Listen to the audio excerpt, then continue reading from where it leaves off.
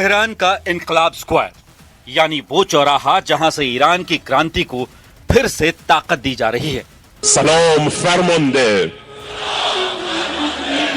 Israel और America में मारे गए ईरान के बड़े बड़े कमांडरों से लेकर ईरान में बच्चों तक का जनाजा निकल रहा है। पूरा ईरान यहां उमड़ पड़ा है। उन कमांडरों को आखिरी सलाम। मौत के बाद उन कमांडरों से वादा कर रहा है पूरा ईरान, इजराइल और अमेरिका को नहीं बख्शेंगे, बदला लेकर रहेंगे।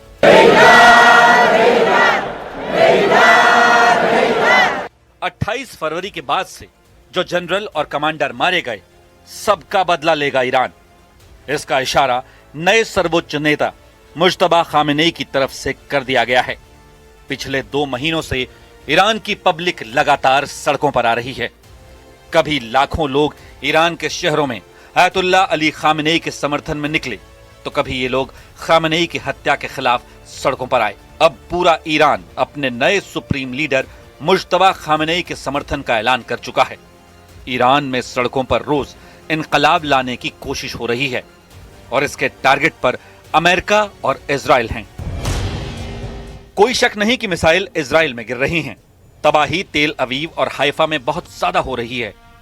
ईरान के क्लस्टर बम कहां फटेंगे, इसका अंदाजा अब नेतन्याहू के मिसाइल डिफेंस सिस्टम को नहीं रहा। वो बार बार फेल हो रहे हैं। पहले ईरान की मिसाइलों से बचने के लिए इजराइल में बंकर में पनाह मिलने की गारंटी है, यहां जान बच जाती है।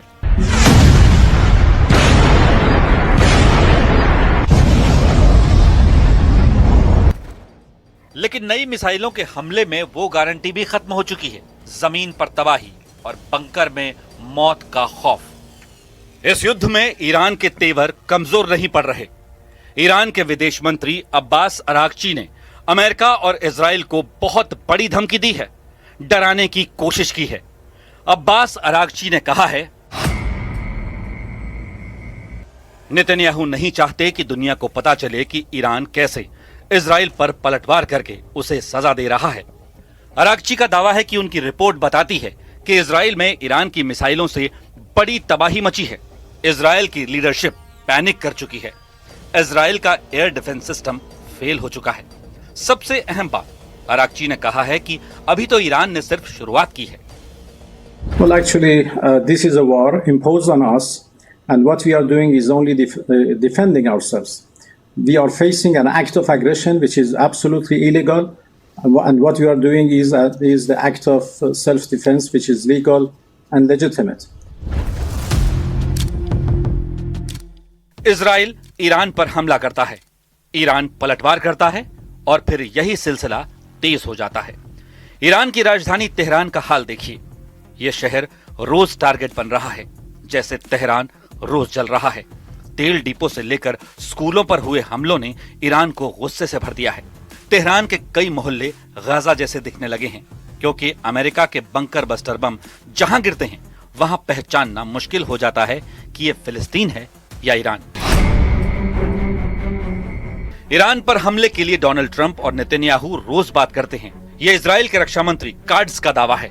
काट्ज का दावा है कि अगर ईरान 10 साल लड़ने के लिए तैयार है, तो इजराइल भी तब तक जंग करेगा जब तक मकसद पूरा नहीं हो जाता। אנחנו נמשיך לפעול ולכתוש את המשטר הזה וגם את היעדים האסטרטגיים של המשטר הזה בטהרן, בכל רחבי איראן, יום אחרי יום, מטרה אחרי מטרה. אנחנו נמשיך לעשות את זה, וגם כדי לאפשר לעם האיראני לקום ולפעול ולהעיף את המשטר הזה. בסופו של דבר זה דבר שתלוי בהם. ये ना इजराइल है, ना ये तेहरान है, ये है लेबनान। यहां इजराइल अपने दुश्मन नंबर 2 हिजबुल्लाह को पूरी तरह खत्म करना चाहता है, लेकिन बेरूत में बमबारी के अलावा उसके पास विकल्प कम हैं। यहां के रिहायशी इलाकों में इजराइल के बंकर बस्टर बम गिर रहे हैं। सैकड़ों लोगों की जान जा चुकी है और इजराइल ने कह दिया है कि हिजबुल्लाह के अंत तक ये युद्ध जारी रहेगा।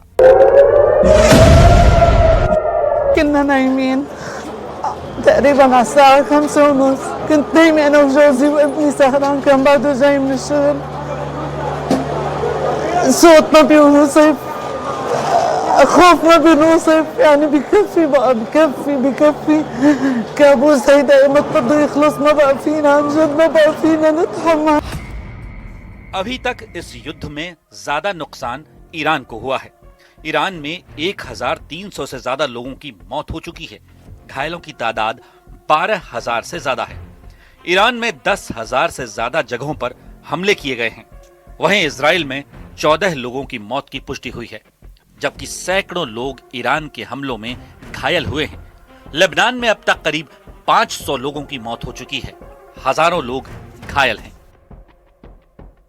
Operation Epic Fury, we're also focused on keeping energy and oil flowing to the world, and I will not allow a terrorist regime to hold the world hostage and attempt to stop the globe's oil supply. And if Iran does anything to do that, they'll get hit at a much, much harder level. I will take out those targets that were easy and that I mentioned just before. We'll take them out so quickly, they'll never be able to recover, ever.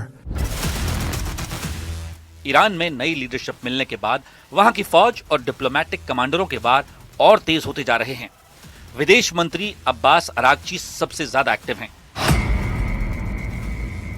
Abbas Araghchi ने कहा है कि यह America का operation epic fury नहीं, यह America का operation epic mistake बन चुका है, जिसे अब अमेरिका और इजराइल सही साबित करना चाहते हैं। इसीलिए वो इस युद्ध के लिए ईरान को जिम्मेदार ठहरा रहे हैं, जबकि पहला हमला ट्रंप और नेतन्याहू की तरफ से किया गया है। इसकी साजिश इजराइल ने रची, लेकिन अब इसका खमियाजा अमेरिका के लोग भुगत रहे हैं। अरागची का इशारा खाड़ी के तेल और गैस में लगी आग की तरफ है और इसके असर पर, जिससे दुनिया भर की अर्थव्यवस्था चरमराती हुई नजर आ रही है।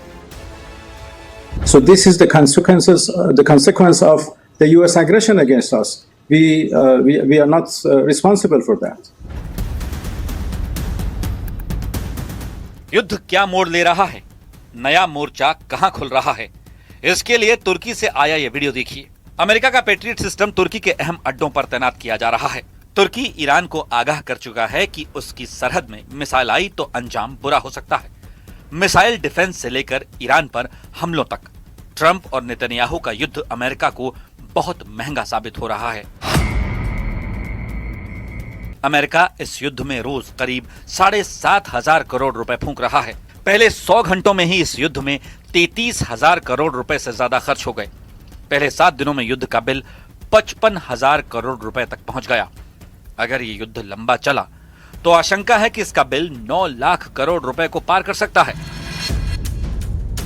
और तब डोनाल्ड ट्रंप को अमेरिका के अंदर हाथ फैलाने पड़ सकते हैं। यानी अमेरिकी कांग्रेस में ट्रंप को युद्ध जारी रखने के लिए फंड का इंतजाम करना होगा।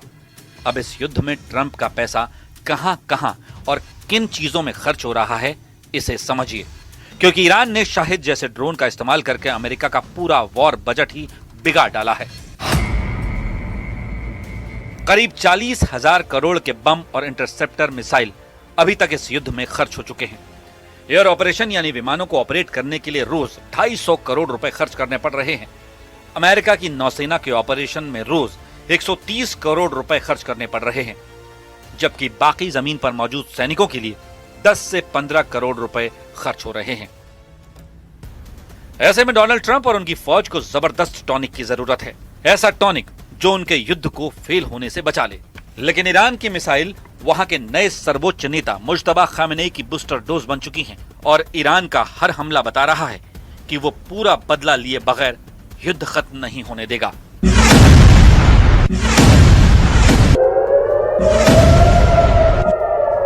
और खास रिपोर्ट में फिलहाल के लिए इतना ही। बने रहिए हमारे साथ, देखते रहिए न्यूज़ 18 JKLH।